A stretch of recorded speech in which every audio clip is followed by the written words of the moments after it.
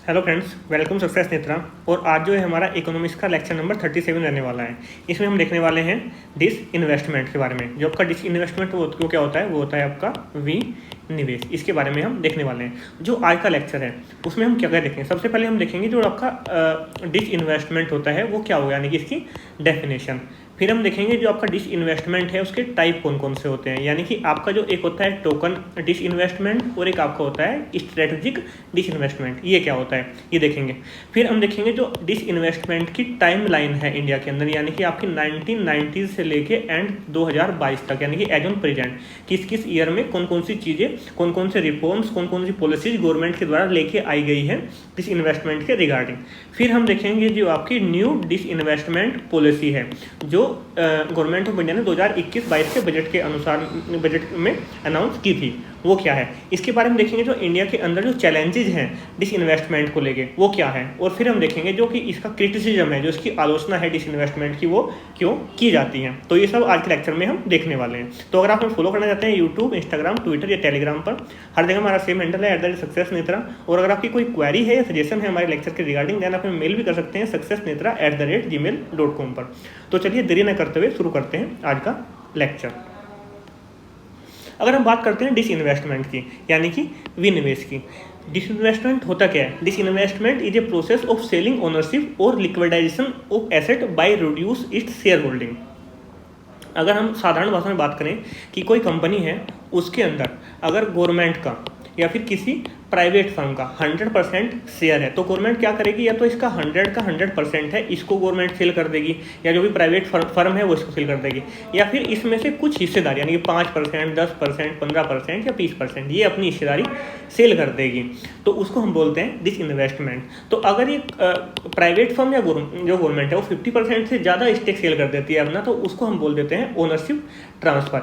यानी कि गवर्नमेंट ने है क्योंकि 51% अगर जिसके पास में हो गया, यानी कि आधे से ज़्यादा कंपनी में उसका हिस्सा होगा, और अगर उसने 51% सेल कर दिया तो इसका मतलब उसकी हिस्सेदारी, उसका कहीं ना कहीं ओनरशिप राइट्स हैं, उसका जो डिसीजन मेकिंग अथॉरिटी है उसकी खत्म हो जाती है। तो अगर 51% से ज़्यादा कोई कंपनी या फिर गवर्नमेंट सेल कर देती है, देन अपनी वो ओनरशिप एक तरह से सेल कर देती है। और अगर बिलो 51% सेल कर दिया, देन ओनरशिप उसी के अंदर रहता है।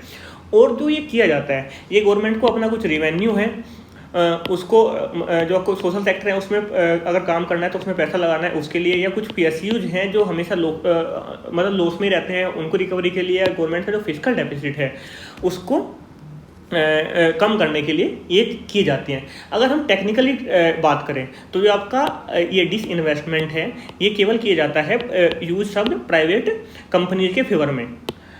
अगर हम टेक्निकली इस वर्ड की बात करें इस इन्वेस्टमेंट की, तो जो ये है ये एक सब्जेक्ट, जो एक वर्ड है ये प्राइवेट कंपनी के लिए यूज किया जाना चाहिए। लेकिन क्या है कि अगर हम प्रैक्टिस की बात करें तो प्रैक्टिस के अंदर जो ये है डिस इन्वेस्टमेंट सब, ये जो गवर्नमेंट है, गवर्नमेंट के लिए यूज किया जाता है। गवर्नमेंट की या फिर आपकी पब्लिक सेक्टर अंडरटेकिंग है कि जो आपके जो PSUs हैं उनके लिए ये यूज किया जाता है। होपफुली आपको जो डिस इन्वेस्टमेंट है उसका जो कंसेप्ट है आपका क्लियर हो गया होगा। आप देख लेते हैं कि जो डिस इन्वेस्टमेंट है इसके जो नीड है और जो इसके ऑब्जेक्टिव हैं वो क्या क्या है, इसकी ज़रूरतें क्या हैं और इसके जो ऑब्जेक्टिव्स हैं वो गवर्नमेंट के क्या है, क्यों गवर्नमेंट डिस इन्वेस्टमेंट करना चाहती है। सबसे पहले क्या है कि जो आपकी लॉस मेकिंग, यानी कि ऐसे PSUs, ऐसी पब्लिक सेक्टर अंडरटेकिंग्स जो हमेशा लॉस में रहती हैं, या इनको हम सिक PSU भी बोल देते हैं, तो इनका जो फाइनेंशियल बर्डन है गवर्नमेंट के ऊपर वो कम करना है। मान के लिए कोई PSU है, उसको रन करने के लिए कॉस्ट लग रही है आपकी 1 लाख करोड़, और उससे जो रिवेन्यू हो रहा है वो आपको हो रहा है 80,000 करोड़। तो उसमें क्या है कि आपका 20,000 करोड़ का हर साल आपको कहीं ना कहीं नुकसान हो रहा है। तो इसको कम करने के लिए गवर्नमेंट क्या है कि इस PSU को सेल आउट कर देगी। तो फाइनेंशियल बर्डन गवर्नमेंट का कहीं ना कहीं कम हो जाता है। जो अगर हम बात करेंगे मार्केट डिसिप्लिन की, क्योंकि जो मार्केट डिसिप्लिन होता है मोस्टली कंसेप्ट है एक मार्केट इकोनॉमी का। इकोनॉमी 3 तरह की होती है आपकी, market economy, non market economy और आपकी मिक्स्ड इकोनॉमी। अगर एक मार्केट डिसिप्लिन की बात करें, आपका मार्केट इकोनॉमी का कंसेप्ट है, तो उसके अंदर में क्या होता है कि जो कंप्लीटली फैक्टर है, जो प्राइजेज हैं वो मैटर करते हैं आपकी डिमांड एंड सप्लाई फैक्टर पे। तो उसके अंदर क्या है कि आपका जो कंपटीशन है वो बढ़ जाता है। तो मार्केट के अंदर जो कंपटीशन है उसको भी इंट्रोड्यूस करना, क्योंकि अगर कोई भी फर्म है, कोई भी PSU, कोई भी कंपनी है वो गवर्नमेंट के कंट्रोल में रहेगी तो कहीं ना कहीं उसके जो प्राइस है वो गवर्नमेंट को कंट्रोल करने हुए अपने हिसाब से मैनेज करने पड़ेंगे। लेकिन अगर उसको फ्री कर देंगे तो जो उसके प्राइस है उसके, तो वे फिर मार्केट के हिसाब से डिमांड एंड सप्लाई के बेस पे उसके जो प्रोडक्ट्स हैं उनके प्राइस डिसाइड होंगे। तो एक तरह से अगर हम जो है PSUs है इनका हम सेल आउट करते हैं, इनका हम डिसइन्वेस्टमेंट करते हैं, तो उससे मार्केट के अंदर कंपटीशन बढ़ता है। जो कंपटीशन है वो क्या होता है, आपका टेक्नोलॉजी और आपकी एडवांसमेंट को कहीं ना कहीं प्रोत्साहित करता है। जो पब्लिक फाइनेंस है उसको इम्प्रूव करने का ये काम करते हैं। पब्लिक फाइनेंस का मतलब क्या है कि जो सोशल सेक्टर में अगर गवर्नमेंट को कुछ पैसा लगाना है तो वो गवर्नमेंट अच्छी तरह, एक तो डिसइन्वेस्टमेंट से पैसा आ जाएगा, और कुछ हमारा जो सिक PSU है या लॉस मेकिंग PSU है उनको चलाने के लिए जो खर्चा है वो पैसा कहीं ना कहीं बचेगा। तो उसका जो हम यूज है सोशल सेक्टर में, जैसे हेल्थ केयर हो गया, एजुकेशन हो गया, ट्रांसपोर्टेशन हो गया, इन चीज़ों में हम उसका यूज कर सकते हैं। सेम हो गया कि आपका जो वेलफेयर इंसेंटिव है, कोई वेलफेयर इंसेंटिव जैसे आपका मिड डे मील स्कीम था जिसको बोलते हैं हम आपको PM पोषण स्कीम्स, उसके अंदर पैसे का आपको यूज करना है। कोई स्कूल बनाने हैं, कोई कॉलेज बनाने हैं, कोई यूनिवर्सिटी बनानी है, कोई गवर्नमेंट मेडिकल हॉस्पिटल बनाने हैं, यानी कि जो पब्लिक के वेलफेयर को लेकर काम करें। प्रधानमंत्री ग्राम सड़क योजना है, वो सब चीज़ें हैं, तो उसमें जो है गवर्नमेंट उनमें अच्छी फंडिंग कर पाती है।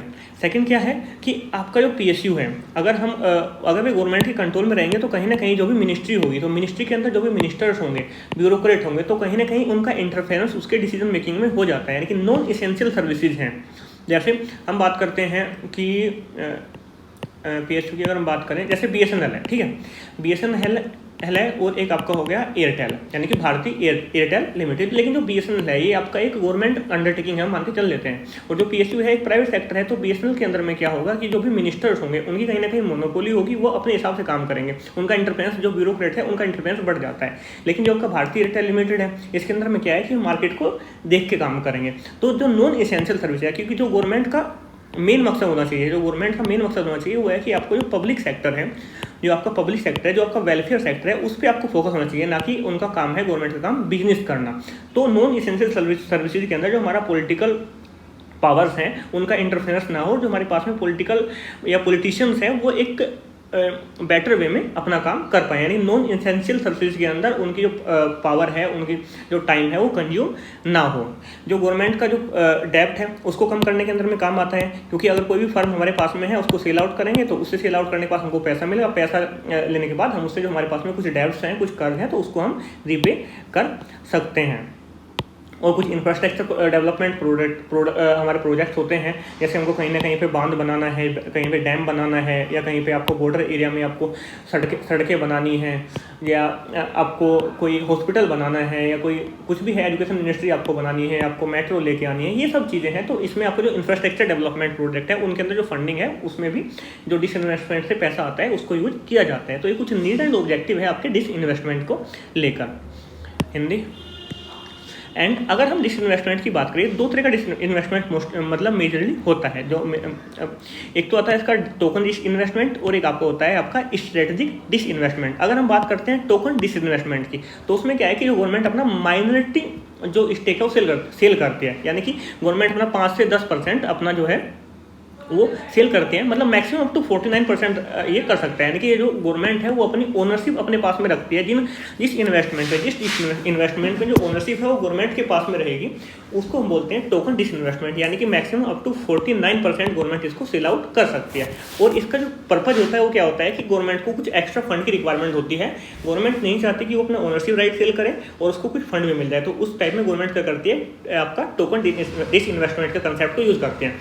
और दूसरा होता है आपका स्ट्रेटेजिक डिसइन्वेस्टमेंट। इसके अंदर में क्या है कि गवर्नमेंट का जो मिनिमम सेल आउट होगा, इसके अंदर 49 था मैक्सिमम, इसके अंदर जो मिनिमम आपका डिसइन्वेस्टमेंट होगा वो 50% गवर्नमेंट इसमें कर देते हैं। मिनिमम 50% तो आपको करना है, यानी कि आपको जो आप स्ट्रेटेजिक डिसइन्वेस्टमेंट की बात करें तो उसके अंदर जो ओनरशिप राइट है वो अपने गवर्नमेंट अपने सेल कर देती है। और जो ये डिसइन्वेस्टमेंट होता है ये आपका दो तरीका का होता है, एक आपका स्ट्रेटेजिक होता है और एक आपका होता है नॉन स्ट्रेटेजिक। अगर हम नॉन स्ट्रेटेजिक की बात करें तो उसके अंदर में क्या है कि for non strategic public sector government would reduce its stake up to 26%, below if necessary and minimum इतना। तो ये क्या है कि जो आपका नॉन स्ट्रेटजिक है, देखिए जो आपका जो होता है स्ट्रेटजिक आपका होता है और आपका नॉन स्ट्रेटजिक होता है। स्ट्रेटजिक क्या है कि जैसे स्ट्रेटजिक इंपोर्टेंट की हमारी कुछ आपकी ये है कंपनी है, जैसे आपका हो गया डिफेंस हो गया आपका, या फिर आपका हो गया ऑयल हो गया, आपका हो गया आपका एटॉमिक एनर्जी हो गया। तो ये जो सब चीज़ें हैं इनको तो आप डिसइन्वेस्टमेंट नहीं कर सकते, लेकिन स्ट्रेटजिक डिसइन्वेस्टमेंट के अंदर जो non strategic public sector enterprise है, जैसे आपका कम्युनिकेशन हो गया, बीएसएनएल वगैरह हो गया, LIC वगैरह हो गए, तो ये सब जो चीज़ें हैं तो इसके अंदर गवर्नमेंट क्या है अपना जो स्टेक है 26% तक रिड्यूस कर सकती है। मिनिमम 51% और मैक्सिमम ये गवर्नमेंट अपना 75% तक सेल आउट कर सकती है। तो इसका जो मेन पर्पज होता है, इसको करने का मेन पर्पज होता है कि जो गवर्नमेंट है, गवर्नमेंट को जो लगता है कि जो प्राइवेट सेक्टर है वो इन PSUs को बेटर इफिशिएंसी के साथ में चला सकते हैं, तो इसलिए किया जाता है। मेनली टोकन में आपका क्या है कि आप मैक्सिमम 49% तक कर सकते हैं, और आपका स्ट्रेटजिक में आप मिनिमम 51% आपको करना होगा। ये दो टाइप के आपके डिसइन्वेस्टमेंट हो गए। सेम यहाँ पे आपके लिए हिंदी में हो गया। अब बात करते हैं कि जो इंडिया के अंदर डिसइन्वेस्टमेंट है उसकी टाइम लाइन क्या है, कि जो हम प्री 1990 यानी कि हम 1990 से हम पहले की बात करते हैं, तो इसके अंदर में क्या है कि एक PSU जो यानी पब्लिक सेक्टर अंडरटेकिंग्स थी, उसके अंदर में एक सोशलिस्ट पैटर्न फॉलो किया जाता है। सोशलिस्ट पैटर्न क्या होता है, जैसे हम बात करते हैं मार्केट की, मार्केट इकोनॉमी, और एक आपका होता है आपका सोशलिस्ट इकोनॉमी। मार्केट इकोनॉमी के अंदर जो कंट्रोल रहता है प्राइवेट सेक्टर के अंदर में होता है, जो आपका सोशलिस्ट यानी कि समाजवादी जो अर्थव्यवस्था होती है उसके अंदर में क्या आता है कि आपका जो कंट्रोल होता है वो गवर्नमेंट का कंट्रोल सब फील्ड के अंदर होता है। तो जो 1990 से पहले था कि जो PSU थे उस पर जो आपकी कंप्लीट डोमिनेंस थी, मोनोपोली थी, वो गवर्नमेंट की थी। एक सोशलिस्ट पैटर्न में हम चल रहे थे, और अगर किसी प्राइवेट सेक्टर को अंदर कोई भी इंडस्ट्री लगाए तो उसके लिए उसको लाइसेंस लेने की रिक्वायरमेंट थी गवर्नमेंट, यानी कि लाइसेंसिंग राज इसको बोलते थे।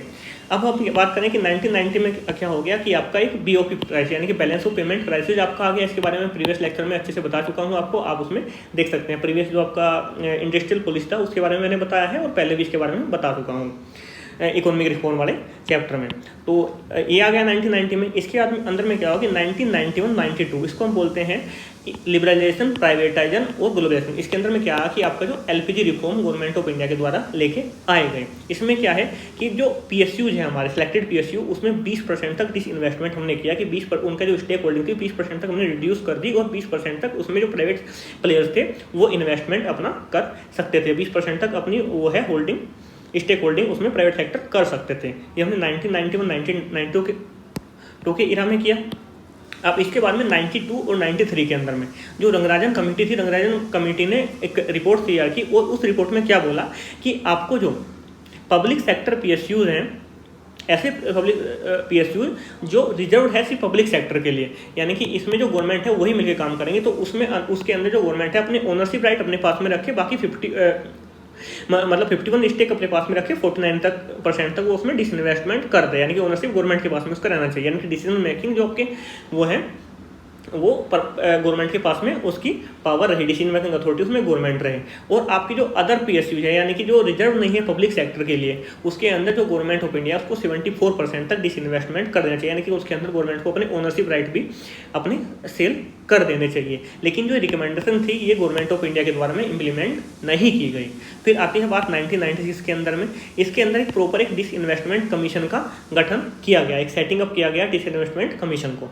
अब बात करते हैं 1998 और 2000 की। इसके अंदर में क्या हुआ कि जो डिसइन्वेस्टमेंट कमीशन था इसको हटा के हमने पूरा डिपार्टमेंट ऑफ डिसइन्वेस्टमेंट यही पूरा हमने इस्टेब्लिश कर दिया। और इसके अंदर में क्या है कि जो आपकी वाजपेयी गवर्नमेंट थी 2000 के आसपास, उसमें अंदर में क्या है जो PSU है, PSU को उन्होंने स्ट्रेटजिक और नॉन स्ट्रेटजिक इंपोर्टेंट के PSU के में इन्होंने डिवाइड कर दिया। जो आपके स्ट्रेटजिक इन्वेस्टमेंट के PSU थे उसमें आपकी डिफेंस आएगी, रक्षा आ जाएगा, आपका रेलवे आएगा, और आपका एटॉमिक एनर्जी आ जाएगा। इसके अंदर ने गवर्नमेंट ने बोला कि जो आपके स्ट्रेटजिक इंपोर्टेंट के PSU है इसके अंदर हम कोई भी डिसइन्वेस्टमेंट नहीं करेंगे। और जो आपका अदर PSU थे यानी कि जो आपके नॉन स्ट्रेटजिक इंपोर्टेंट के PSU थे उसके अंदर डिसइन्वेस्टमेंट है वो एक फेज्ड मैनर के अंदर में किया जाएगा, मतलब धीरे धीरे किया जाएगा, फेज बाई फेज उसका डिसइन्वेस्टमेंट किया जाएगा।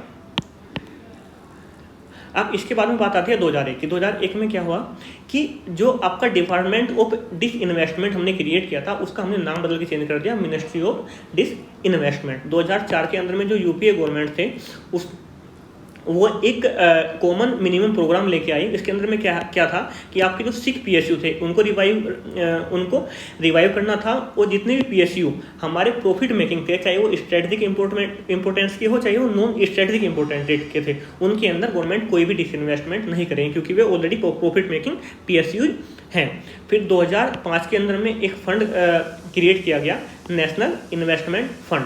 इसके अंदर क्या था कि जो ये नेशनल इन्वेस्टमेंट फंड था, इसका 75% जाएगा आपका सोशल सेक्टर के अंदर में, और जो आपके सोशल सेक्टर के अंदर इन्वेस्टमेंट की रिक्वायरमेंट है उसके अंदर में 75% कट किया जाएगा, और जो आपका 25% है वो आपके जो पीएसयूज हैं इनको दिया जाएगा, इनको मॉनेटरी सपोर्ट देने के लिए एक तरह से कैपिटलाइजेशन इन पीएसयूज का किया जाएगा। तो ये एक नेशनल इन्वेस्टमेंट फंड क्रिएट किया गया, फॉर्मेशन की गई 2005 के अंदर। सेम हिंदी के अंदर में हो गया। अब बात कर लेते हैं 2005 से 2009 के बीच में। जो 2005 से 2009 का जो फेज था, इसके अंदर में जो डिसइन्वेस्टमेंट है वो कहीं ना कहीं एक स्थिर रह गया, उसके अंदर में उतना प्रोग्रेस उसमें नहीं हो पाया, क्योंकि यहाँ पे कोएलिशन पार्टीज की गवर्नमेंट चल रही थी, और जो कोएलिशन पार्टी थे उनसे कहीं ना कहीं प्रेशर आ रहा था कि अगर वो जो डिसइन्वेस्टमेंट है उसको एक नेक्स्ट लेवल पे करेंगे, एग्रेसिवली डिसइन्वेस्टमेंट करेंगे तो कहीं ना कहीं अपना सपोर्ट खींच लेगी। तो उससे जो सेंट्रल गवर्नमेंट है वो माइनॉरिटी में आ जाएगी। तो कोलिशन पार्टी के प्रेशर के कारण जो डिसइन्वेस्टमेंट था वो एग्रेसिवली गवर्नमेंट नहीं कर पाई। अब आते हैं 2011 से 2014 के बीच में, 2011 से 2014 जो आपका डिसइन्वेस्टमेंट था वो स्लो डाउन हो गया, और जो टारगेट थे गवर्नमेंट के, वो जो गवर्नमेंट टारगेट रखे थे कि इतना हमको डिसइन्वेस्टमेंट करना है, वो गवर्नमेंट नहीं कर पाई। उसके कुछ रीजन थे, जैसे आपका इंटर मिनिस्ट्री डिस्प्यूट्स थे, जो मंत्रालय थे उनके बीच में आपस में कुछ झगड़े चलते रहते हैं, डिस्प्यूट्स थे किसी बात को लेकर। जो आपका इन्वेस्टर थे वो भी इतना इंटरेस्ट नहीं ले रहे थे, और जो आपका कुछ एक्सटर्नल और कुछ इंटरनल मार्केट कंडीशंस थी, उसके कारण में जो डिसइन्वेस्टमेंट है वो कहीं ना कहीं हुआ तो, लेकिन जिस पेस के साथ में होना चाहिए थे उस पेस के साथ में नहीं हो पाया।